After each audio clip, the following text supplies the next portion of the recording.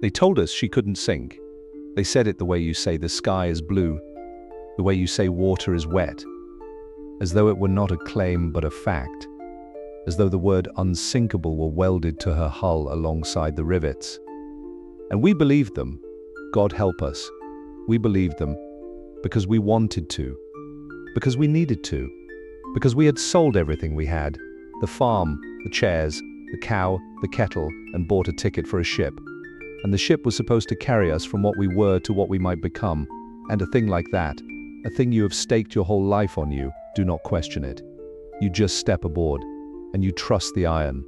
I left Kerry on a Tuesday in April, cold, wet.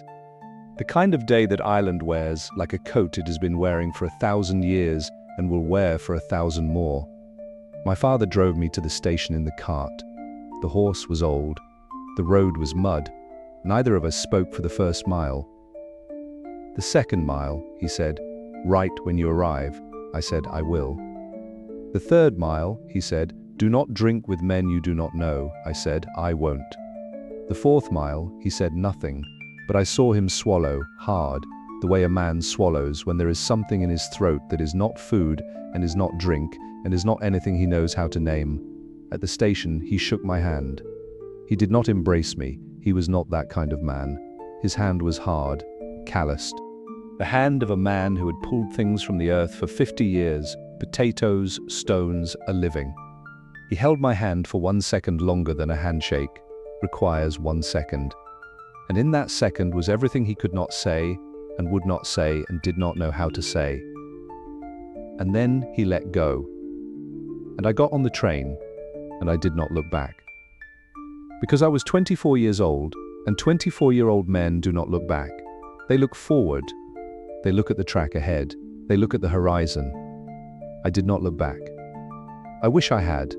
Queenstown. The tender. The rain that was not quite rain, and the ship. I have already told you about the ship, about the looking up, about the beauty of it.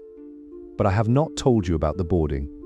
The boarding was a lesson, the first lesson of many. First class, boarded first, of course, through a private gangway, into a lobby that from the glimpse I caught through a window looked like the inside of a palace. Marble, gold, a grand staircase curving upward like a promise. Second class boarded next through a different gangway into a different lobby. Smaller, still fine, still better than anything any of us had ever lived in. And then us. Third class, we boarded last. Through a door at the side of the hull that looked like a wound, down a corridor that smelled of paint and metal. Past a medical inspection, a man with a stethoscope who looked at our eyes, our teeth, our hands, and decided in 30 seconds whether we were fit to enter America, whether our bodies met the standard, whether the cow and the chairs and the kettle had been spent on a body that would be allowed through the door at the other end. I passed. Not everyone did. A woman behind me, young, thin, coughing, was pulled aside. I saw her face. The panic in it, the understanding instant and total that the dream was over, that the ticket was worthless, that she was going back. I walked on. I did not look back at her either. There is a lot of not looking back in this story. A lot of walking forward while something terrible happens behind you. I'm not proud of it. I'm only honest about it. My name is Seyan. I was 24 years old. From a parish in County Kerry that I will not name, because the parish is still there, and the people in it are still there, and they do not need a dead man's story following them around like a dog. I will tell you what you need to know. I was a farmer's son, the third of 5, the one who was not needed, the one whose hands were useful but whose mouth was one too many at the table, the one who drew the short straw, not by lot but by birth order, which is a kind of lot that God draws for you before you are old enough to object. My father did not say go, he said, "There is nothing for you here," which is the Irish way of saying go. I came aboard at Queenstown, Cobh, they call it now. But it was Queenstown then, and the harbour was grey, and the rain was coming down in that fine Irish way that is not quite rain and not quite mist, but something in between, something that gets into your collar and your bones and your heart and stays there. The ship was anchored in the harbour, too big to come to the dock.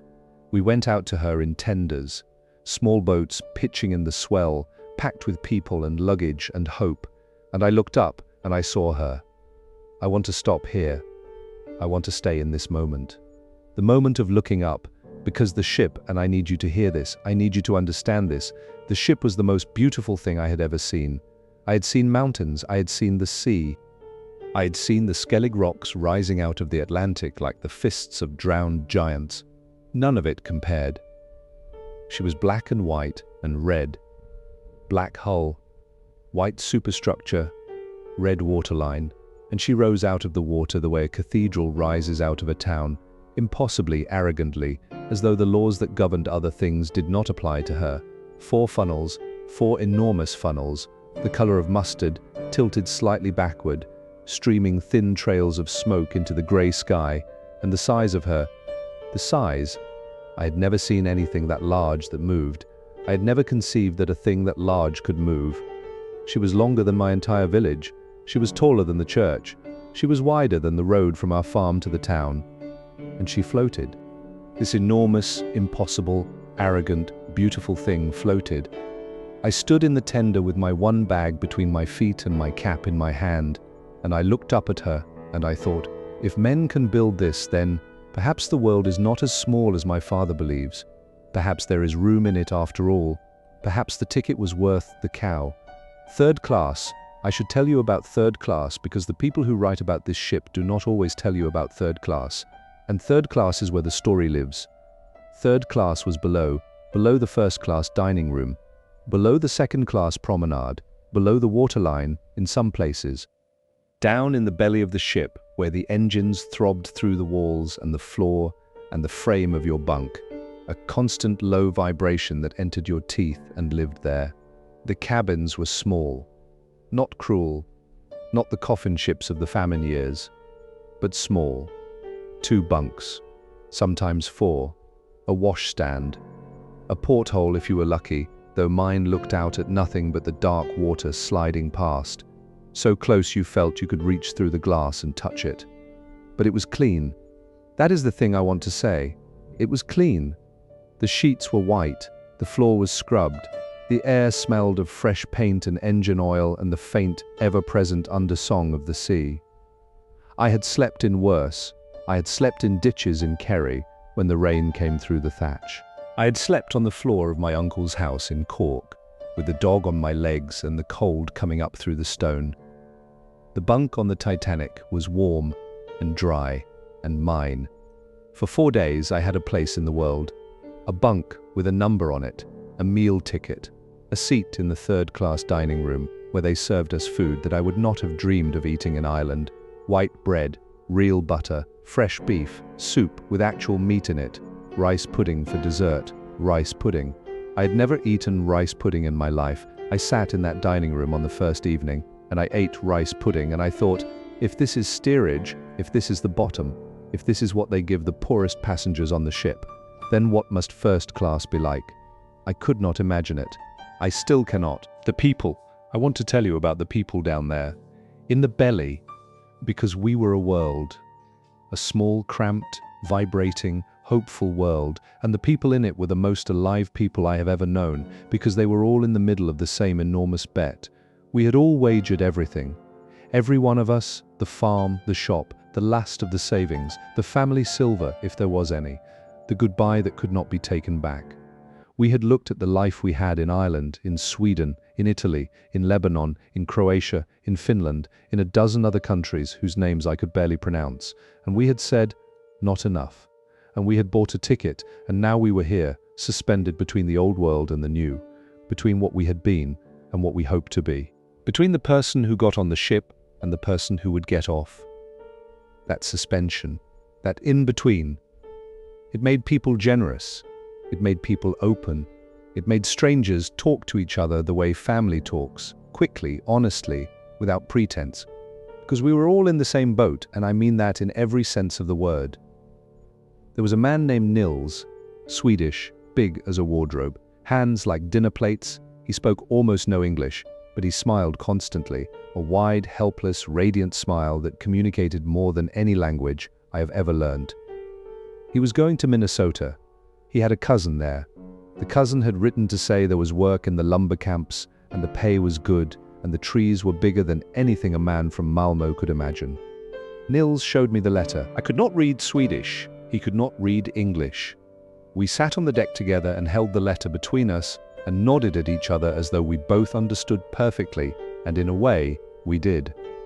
The letter said the same thing in every language. Come, there is room, there is work, there is a life here that is waiting for you.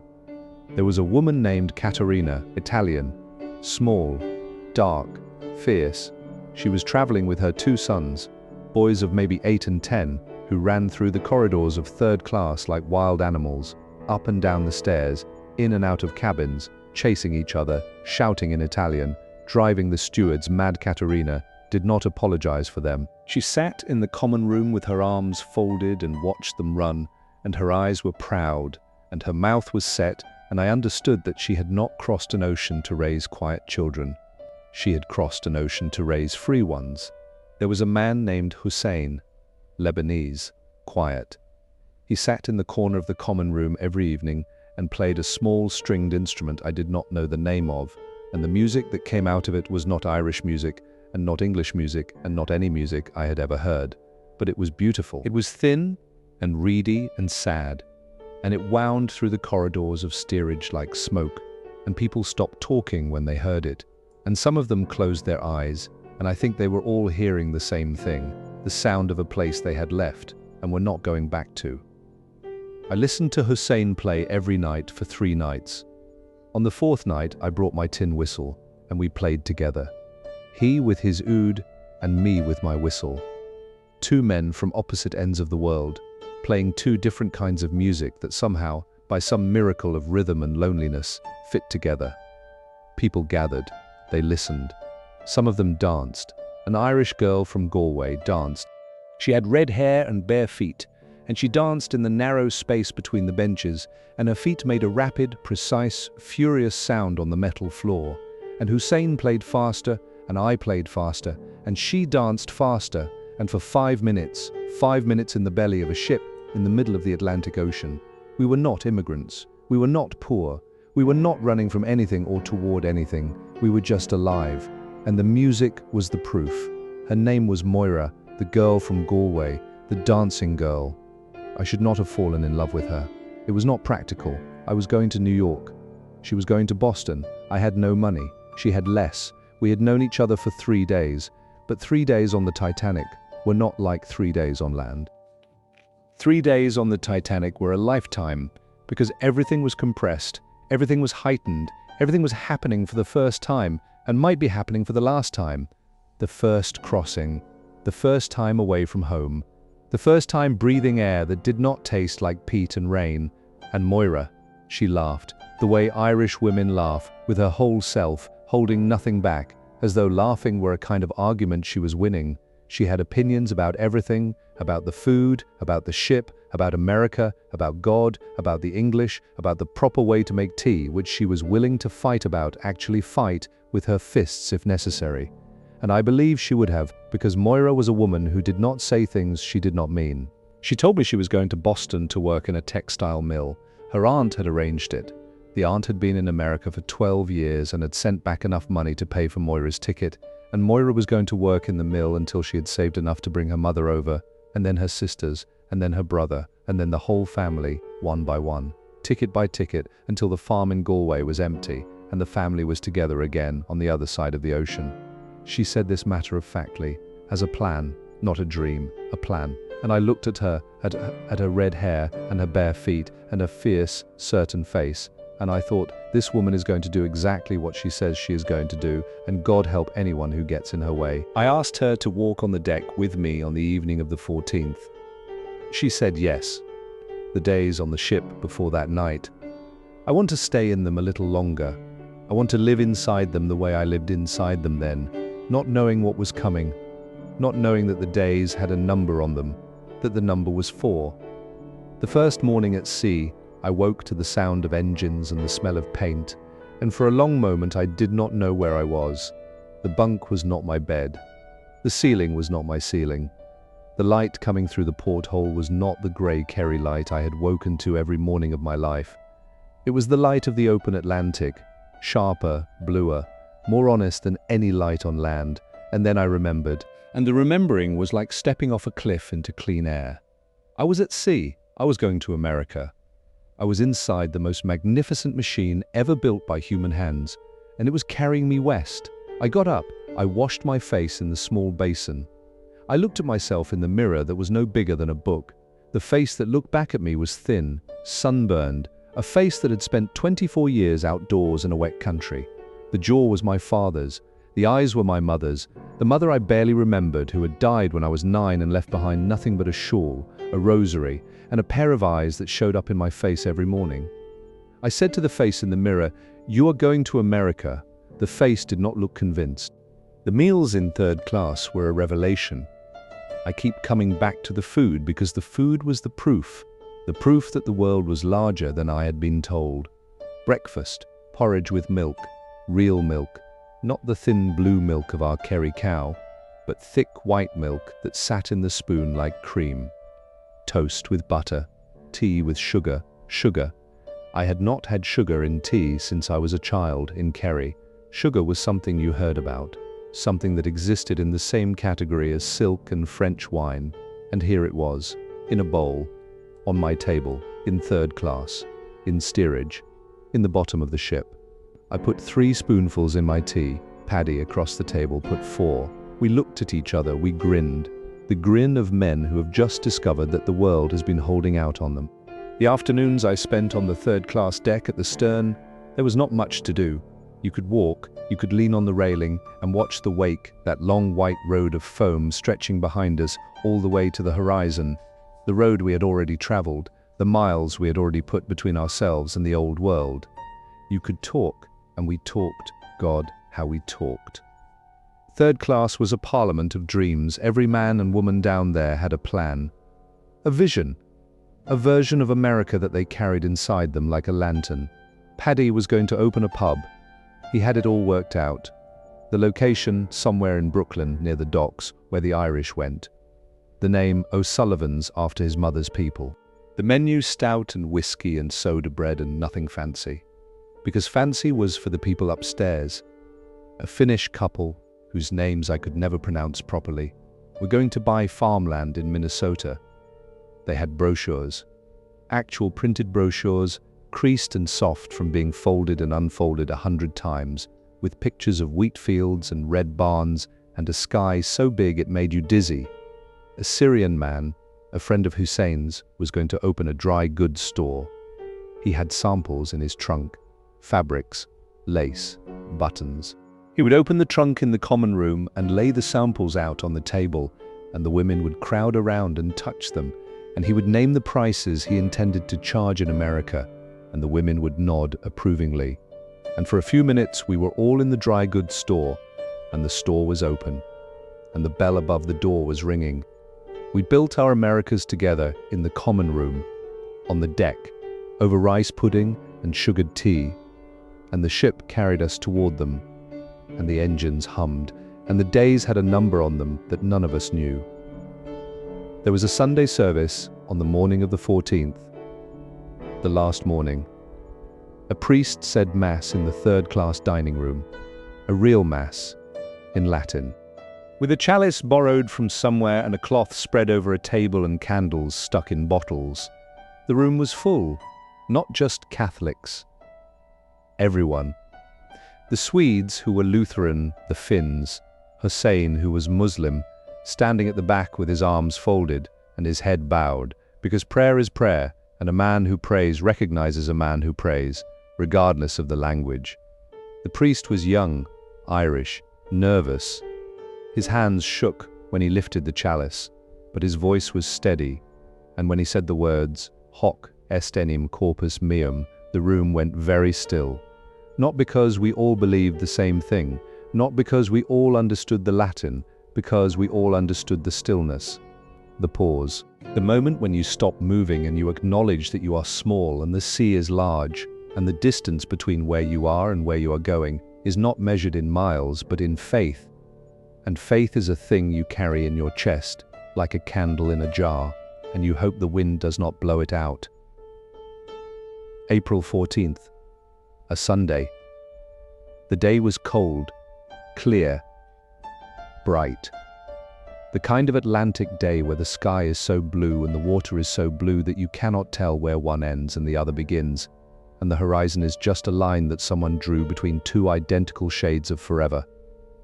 The ship was moving fast. You could feel it. A faint tremor in the deck under your feet.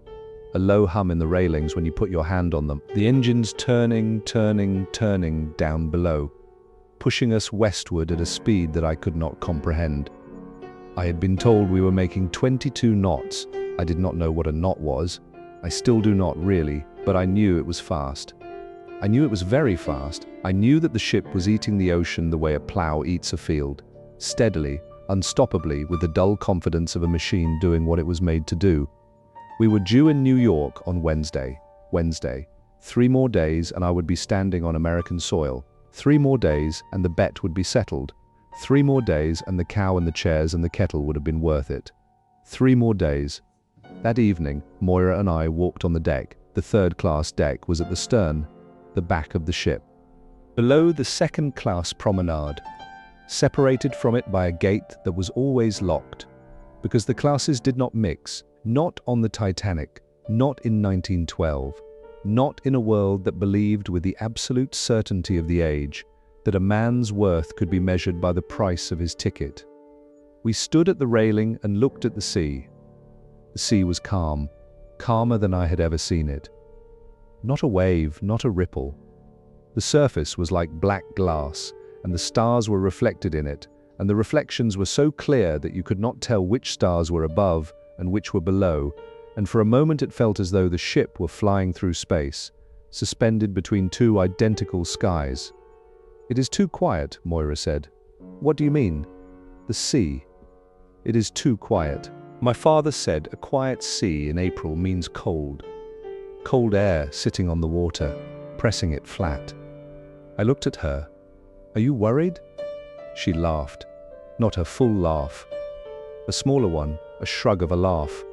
"I am on an unsinkable ship in the middle of the Atlantic Ocean, going to a country I have never seen, to work in a mill I have never seen, for an aunt I have not seen in 12 years. What is there to worry about?" She was joking.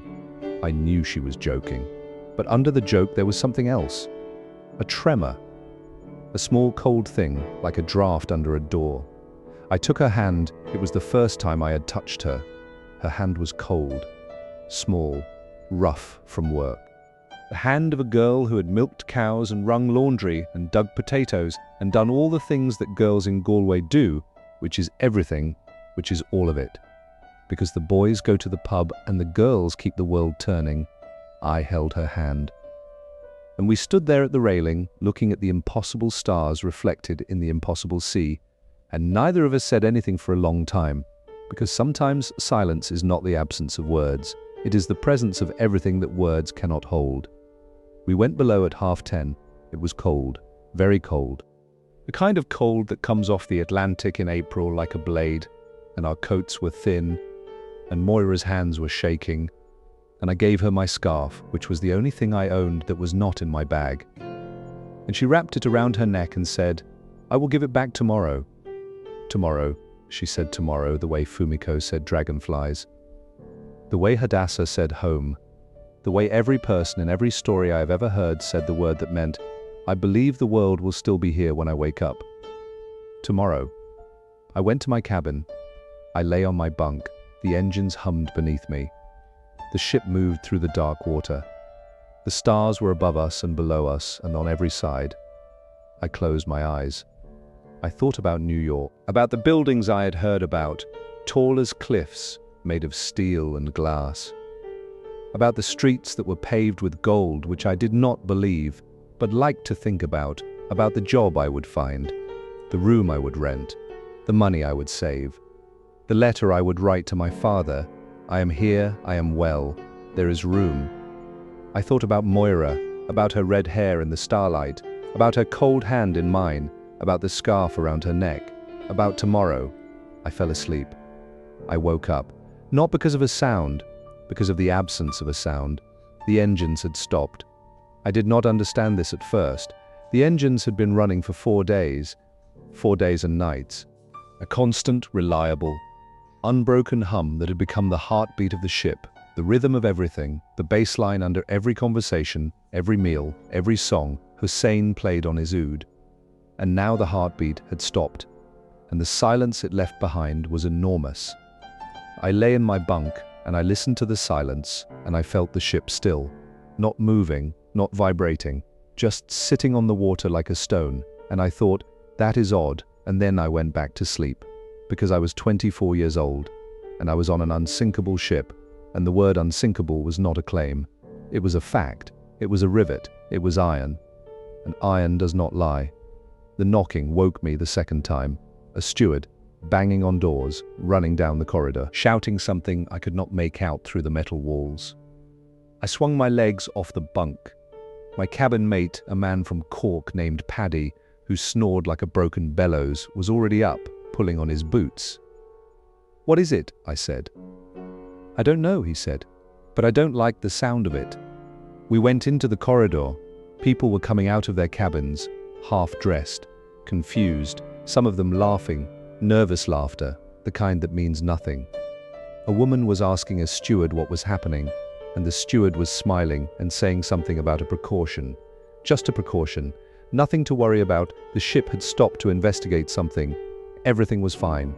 Everything was fine. Those words. I heard them a dozen times in the next hour, from stewards, from officers, from passengers who had been above deck and had come back down and were now repeating what they had been told. Everything was fine. The ship had struck some ice, a glancing blow. Nothing serious. Some men had gone up to the deck and seen the ice. Pieces of it on the forward deck. Small pieces. They had picked them up and put them in their drinks, laughing, playing with the ice as though it were a party trick, as though the Atlantic had sent them a compliment. Everything was fine. Everything was not fine. I knew this before anyone told me.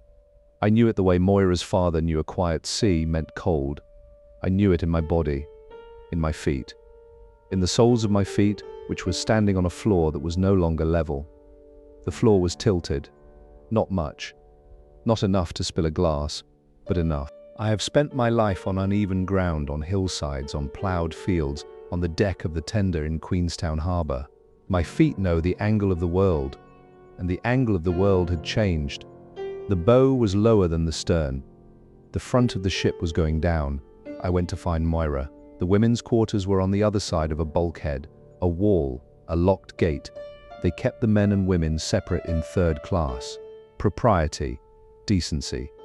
The same rules that applied on land applied in the belly of a ship in the middle of the ocean, because God forbid a man and a woman should be in the same corridor after 10 o'clock at night, even if the ship was sinking, especially if the ship was sinking. I stood at the gate and I called her name.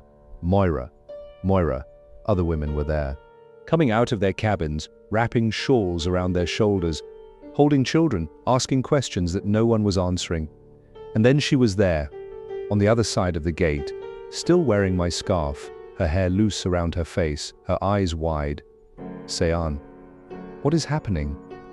I don't know, but the floor is wrong. Can you feel it? She looked down at her feet. I saw her face change. I saw her feel it. We need to go up, I said. The gate is locked. I know. They have locked us in. She said it flatly, without panic, but with a certainty that cut through everything else in that corridor, the crying children, the confused voices, the steward still smiling his useless smile. They had locked us in. The gates between third class and the upper decks were locked, and we were below the waterline. I want to say something about the gates. I want to say it calmly and clearly and without anger, because anger is a luxury I spent a long time ago, and what I have left is not anger but something colder, something that sits in the chest like a stone that will not warm. The gates were there to keep us in our place. That is the truth. That is the design. That is the architecture of a world that believed truly, sincerely, with the full force of custom and law and habit, that a man with a third-class ticket was worth less than a man with a first-class ticket, not metaphorically, literally, measurably, in pounds and shillings. And when the ship began to die, the gates stayed locked, because the lifeboats were above. And the lifeboats were for the people above. And the people above had paid more. And paying more meant living more. That is what the gates said, not in words. In iron, the same iron that was supposed to keep the ship afloat was now keeping us below. We broke through, not through the gate, around it. A group of men, Paddy and 2 Swedish lads, and a big Italian man, whose name I never learned, found a service corridor. A crew passage. Not locked, because it was not meant for passengers, because no one had imagined that passengers would need to use it, because no one had imagined that the unsinkable ship would sink. We went up, through corridors I had never seen, past machinery I did not understand, up staircases that were narrower than the ones we were supposed to use and steeper and unlit, and as we climbed, I felt the tilt increasing, step by step. Degree by degree, the ship was leaning forward, bowing, as though it were genuflecting to the sea. We came out on the boat deck, into the cold, into a cold so total, so absolute, so far beyond anything I had felt, even on the worst nights in Kerry, that it hit me like a fist. The air was not just cold, it was hostile, it had teeth. It bit the inside of my nose and the back of my throat and the exposed skin of my hands and my face. And the deck was chaos. Not the chaos of screaming and running, not yet, a quieter chaos. The chaos of people who have not yet fully understood what is happening, but are beginning to. There were lifeboats being lowered. Some of them were half empty. I could see them hanging in the davits, swinging gently, and inside them a handful of women and children, and the boats could have held 30, 40, 60 people, and they were going down with 15. Because the people up here, the first-class passengers, the women in their fur coats, the men in their dinner jackets, they still did not believe. They stood on the deck, and they watched the boats go down, and they shook their heads, and they said, "No, thank you. I would rather stay on the ship. The ship is unsinkable. The ship is safer than a little boat on a dark ocean. I will wait." And the boats went down half empty, and the water came up. Moira was beside me. She had my scarf pulled up over her mouth and nose. Her eyes above the scarf were very bright, very clear. "We need to get on a boat," she said. "Yes, they are not letting us on." I looked. She was right. At the nearest davit, a line of first-class women was being helped into a boat by 2 officers, helped carefully, gently. One at a time, as though they were getting into a carriage at a ball. Behind them, a group of third-class passengers, women, children, were being held back by a crewman with his arms spread. "Women and children first," he was saying. "Women and children, we are women and children," one of the third-class women said. She was holding a baby.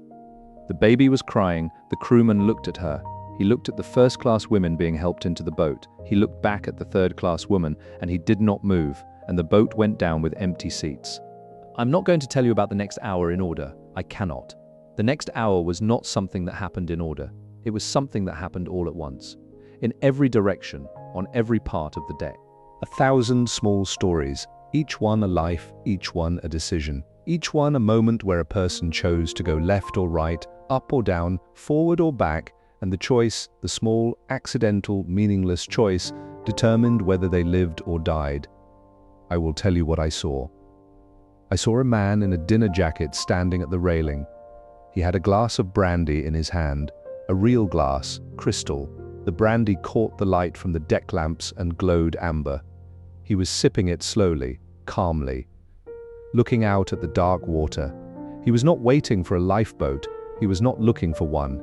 He was drinking brandy on a sinking ship, in a dinner jacket, as though he had decided that if the world was going to end, it was going to end with a proper drink and a proper view. I walked past him. He raised his glass to me, a small salute, a toast. To what? To the night? To the ship? To the absurdity of everything? I did not have time to ask. I saw Caterina, the Italian woman, the fierce one, the one with the 2 boys. She was at a lifeboat. She had 1 boy under each arm. She was shouting in Italian at an officer who did not understand Italian and was shouting back in English. that she did not understand. And between them, the language barrier was a wall as impenetrable as the gates in steerage. I pushed through the crowd. I reached her. I grabbed the officer's arm. "She has children," I said. "2 children. Let her on." He looked at me. He looked at her. He looked at the boys. He stepped aside, and Katerina went into the boat. One boy, then the other, then herself. She sat down. She pulled the boys against her. She looked up at me. She did not say thank you. She said something in Italian that I did not understand, but her eyes said it. Her eyes said, "I will remember your face. I will remember your face for the rest of my life." I hope she did. I hope she made it to wherever she was going. I hope those boys grew up free, the way she wanted. I saw Nils, the Swede. The big man with the big smile. He was helping women into a boat, lifting them, one at a time, with those enormous hands, gently, carefully. As though they were made of glass, he saw me. He smiled, that wide, helpless, radiant smile. And he kept lifting. He did not get on a boat. I do not think he tried. I think he understood, without anyone telling him, that a man his size in a lifeboat was a seat taken from a woman or a child, and Nils, who could not speak English, who could not read his own cousin's letter, who had crossed an ocean to cut trees in a place he could not pronounce. Nils understood that arithmetic perfectly. He kept lifting. I saw him lifting until I could not see him anymore. I saw Hussein. He was sitting on the deck, cross-legged. With his oud in his lap, he was playing in the middle of the chaos, in the cold on a tilting deck. He was playing the same thin, reedy, sad music, the music from the common room, the music that sounded like a place you had left and were not going back to. Nobody was listening. Nobody had time. People were running past him, shouting, crying, and Hussein sat on the deck and played, and the music went into the cold air, and the cold air took it, and it was gone. But he played anyway, because music is not for the people who hear it.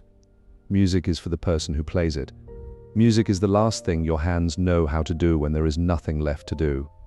Moira. I need to tell you about Moira. There was a boat, the last boat I saw being lowered on the port side. It was already full. It was already going down. The ropes were creaking. The davits were groaning. I pushed Moira toward it. "Get on," I said. "Not without you. There is no room for me. Then I'm not going, Moira." I said, "I'm not going." She looked at me. She pulled the scarf down from her mouth. And her face was the face of a woman from Galway who had made up her mind, and I knew the way you know the weight of rain, the way you know the cold of a stone floor in January, that she meant it. She was not going without me. And there was no room for me, and the boat was going down. I picked her up. I do not remember deciding to do it. My body decided. My arms decided. The animal in me that wanted her alive more than it wanted her permission. I picked her up and I put her in the boat. She fought me. She grabbed my shirt. She tore the collar. She screamed my name. "Say on! Say on! Say on!" And a woman in the boat, I do not know who, I never saw her face, put her arms around Moira and held her the way you hold someone who is drowning, tight enough that she could not get out. And the boat went down. And Moira's face went down with it, her white face in the dark, getting smaller, her mouth open, my name coming out of it, getting thinner, getting farther, until it was just a sound, just a shape, just a word being swallowed by the distance between us. I stood at the railing and watched the boat reach the water. I watched it pull away. I watched the oars come out and begin to stroke. I watched Moira's white face until it was a dot, and then less than a dot, and then nothing. And I turned around, and I faced the ship. I want to tell you what the deck looked like in the last 20 minutes. Because the last 20 minutes were a different world. The last 20 minutes were a country no one had ever visited and no one would ever visit again. The bow was gone under the water. The forward decks were submerged and the sea was black and smooth where the foredeck had been. And the lights below the waterline, the lights of the corridors and the cabins and the dining rooms were still on. And they glowed under the surface like the lights of a drowned city, green and gold and shimmering. And they were the most terrible thing I had ever seen, because they were beautiful, and beauty had no right to be there. People were climbing. Everyone was climbing. Moving up the tilting deck toward the stern, which was rising out of the water. The deck had become a hill, and then a mountain. And the people on it were crawling, scrambling, clinging to railings and deck chairs and anything bolted down, and some of them were sliding, losing their grip, going down the slope toward the water, and the sounds they made as they slid were sounds I will not describe, because there are some sounds that should not be carried in a story. They should be left where they happened. In the cold, in the dark, on the iron. I climbed. I climbed like an animal, with my hands and my knees and my feet. My fingers on the wooden deck planks, my knees scraping on bolt heads. I climbed because climbing was the only thing left. Because gravity had become the enemy. Because down was the water, and the water was death, and up was air, and air was life, and the distance between them was shrinking. I reached a railing near the stern. I held on, and I looked out. And I saw the lifeboats, small dark shapes on the water, far away, getting farther, their lanterns like stars that had drifted down from the sky and were floating away. And I thought, Moira is on one of those stars, and I held on. There was a man next to me, holding the same railing. I could not see his face. It was too dark, but I could hear his breathing. Fast, shallow. The breathing of a man whose body is spending its last coins of energy. He said, "Can you swim?" I said, "A little." He said, "When she goes under, swim away from her. As fast as you can, she will pull you down." "How do you know?" "I am a sailor," he said. "I know what ships do when they die." He paused. "They reach for you," he said. "The suction. She will reach for you the way a drowning man reaches, and if you are too close, she will take you with her." I said nothing, he said. "When I say go, you go." I did not know this man. I did not know his name. I did not know where he was from, or where he was going, or what kind of life he had left behind. But in that moment, on that railing, in the dark, he was the most important person in the world, because he knew what came next, and I did not.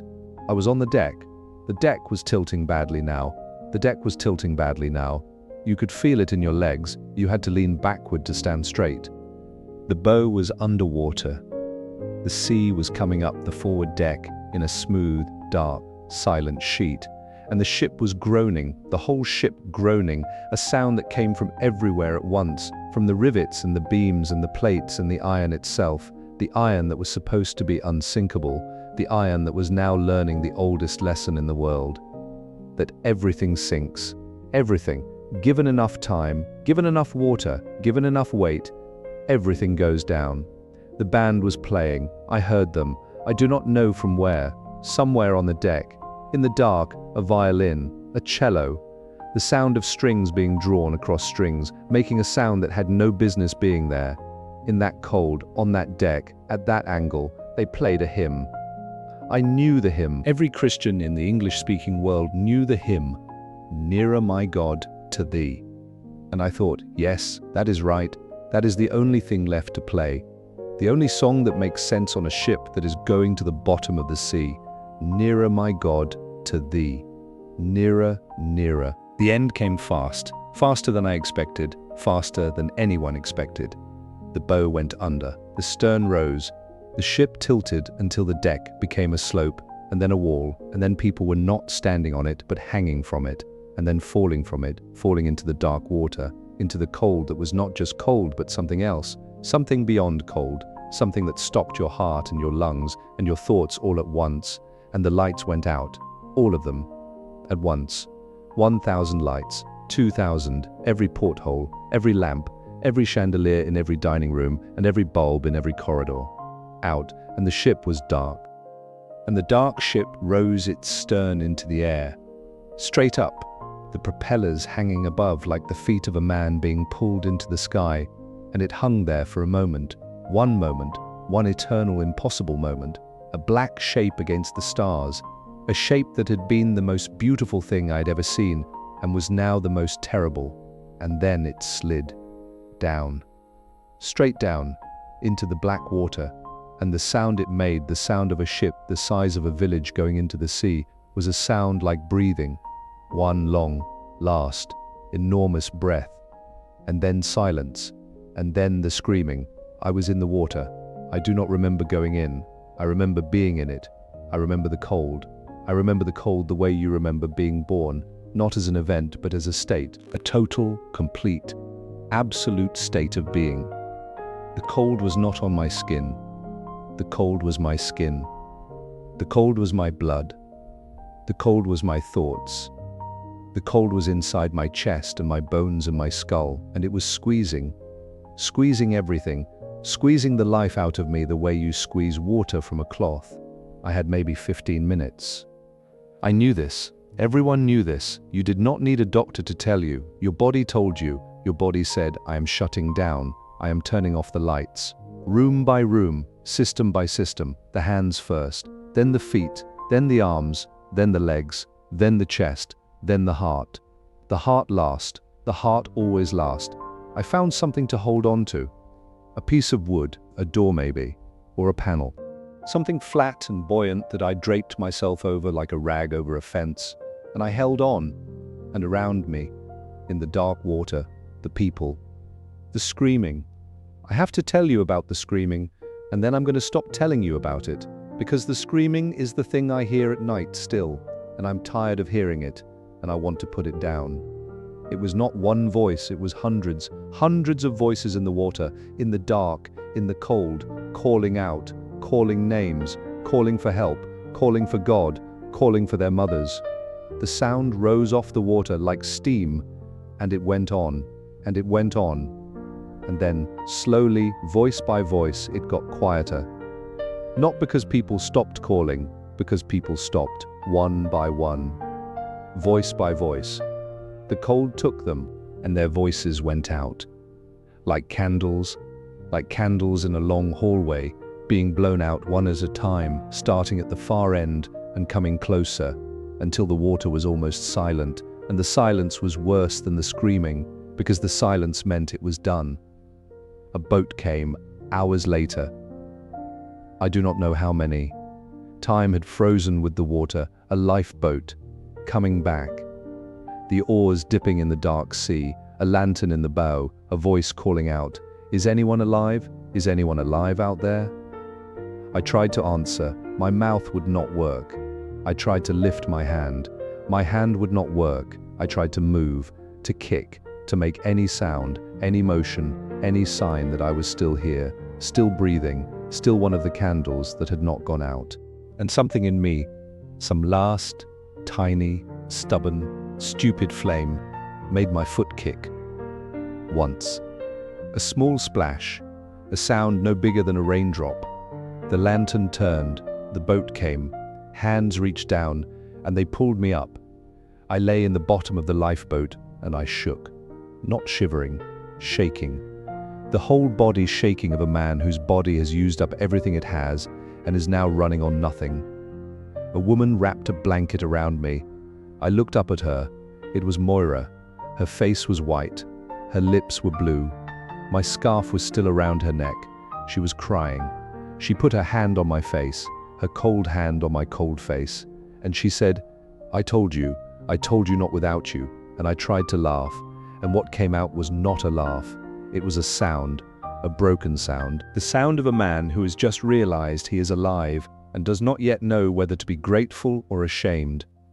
The Carpathia found us at dawn, a ship on the horizon, coming toward us, getting larger, and as it got larger, the sun came up, and the icebergs appeared. I saw them, dozens of them, scattered across the sea, white, silent, beautiful, beautiful, that is the word. I cannot use another. They were beautiful. The way death is beautiful when it wears a clean face. The way the sea is beautiful when it has just swallowed 1,500 people. The ice was beautiful and I hated it. I hated every crystal of it. They brought us aboard the Carpathia like the dead being brought back. Up rope ladders, in canvas slings, some of us climbing, some of us carried, some of us pulled up in mail bags, because that was what was available. And a man who has been in the water for 2 hours does not care about dignity. I was wrapped in blankets. I was given hot broth. The broth burned my mouth and I did not care. I drank it like water. I drank it the way a man drinks who has just discovered what thirst really means. And I looked for Moira. I walked through the ship, through the corridors, through the lounges, through the rooms where the survivors sat and lay and stood and stared at nothing. 710 people, out of 2,208, 710 faces, and I was looking for one. I found her in a corridor on C deck. She was sitting on the floor, against the wall, with my scarf around her neck, her knees pulled up to her chest, her arms around her knees, her head down. She was not crying. She was past crying. She was in the place beyond crying. The place where the body has used up everything it has, every tear, every sound, every shiver, and there is nothing left but stillness. I sat down next to her. I did not speak. She did not look up. I put my hand on her knee, and she put her hand on mine, and we sat there, on the floor of a ship that was not the ship we had paid for, going to a country that did not yet know we were coming. Two people from two different ends of Ireland, holding hands on the floor. New York Harbor. It was raining when we came in. Thursday evening, April the 18th, 4 days after the sinking. The same number of days we'd spent on the Titanic. As though the universe had a taste for symmetry, the Statue of Liberty was there. In the rain, in the dark, lit by her torch, and I looked up at her, the way I had looked up at the ship in Queenstown Harbor. And I thought, nothing. I thought nothing. I was empty. The city was behind her. Lights, buildings. The skyline I had dreamed about in my bunk. The buildings tall as cliffs. It did not look like gold. It looked like rain. But it was there. And I was there. And Moira was beside me. And that was enough. It would have to be enough. We were married in New York. 3 months after, in a church in Lower Manhattan that smelled of candle wax and damp stone. Moira wore a borrowed dress. I wore a borrowed suit. Nils was not there. Hussein was not there. Paddy from Cork was not there. The man with the brandy glass was not there. 1,500 people were not there. They were at the bottom of the Atlantic. In the dark, in the cold, in the silence that I still hear when the night is very still and the world is very quiet. We had a life, Moira and I, a life in America. The life the ticket had promised, a small apartment, then a larger one. Children, 3, then jobs, then years, then decades, then the slow, ordinary, miraculous accumulation of days. That is what life actually is, when no one is drowning and no ship is sinking and the floor beneath your feet is level. We had a life, and it was good, and I never forgot that it was built on a piece of wood in the North Atlantic. That it was built on the 15 minutes between the ship going down and the lifeboat coming back. That it was built on Moira's hand on my face and the scarf around her neck and the kick of my foot in the black water. That it was built on accident, on the mathematics of seconds, on the distance between a third-class corridor and a locked gate. Moira is gone now. She died last winter, in her sleep, quietly, the way she did nothing else in her life. I held her hand. It was warm this time. And I said, "I will see you tomorrow." And she smiled, a small smile. The ghost of the smile she had given me on the deck of the Titanic, under the stars, with the impossible sea below us. And then she was gone. I am old. I am the last one. The last third-class passenger from the Titanic who is still breathing.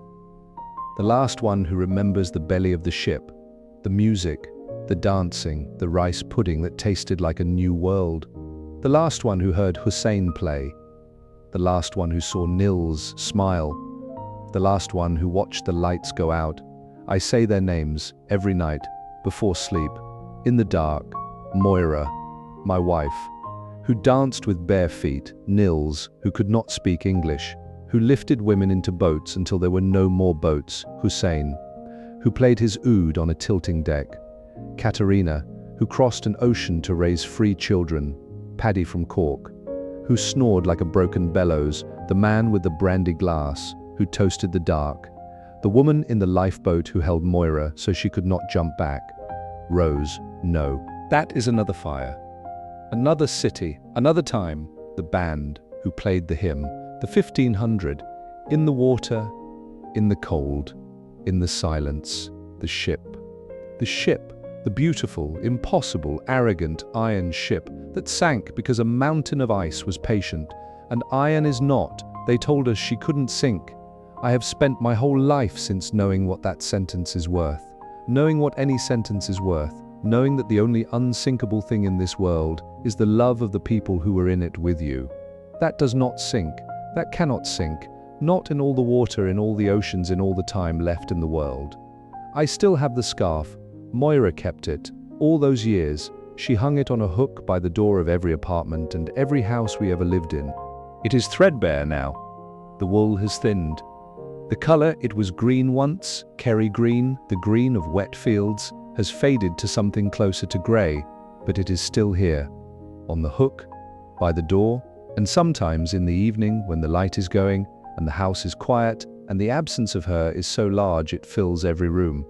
I take it down and I hold it, and I press it to my face, and it smells of nothing, of old wool, of time, but I remember the deck, the stars, the cold, her hand in mine. I remember the railing, her face going down in the dark. I remember the floor of the Carpathia, her hand on my knee. I remember the rain in New York Harbor, and the borrowed dress, and the church that smelled of candle wax. I remember all of it, every day, every hour, every crossing. And the scarf holds it, the way a jar holds water, the way a story holds the dead, the way iron was supposed to hold the sea, and didn't. But the scarf holds, the scarf has always held. Remember us, remember us, remember us.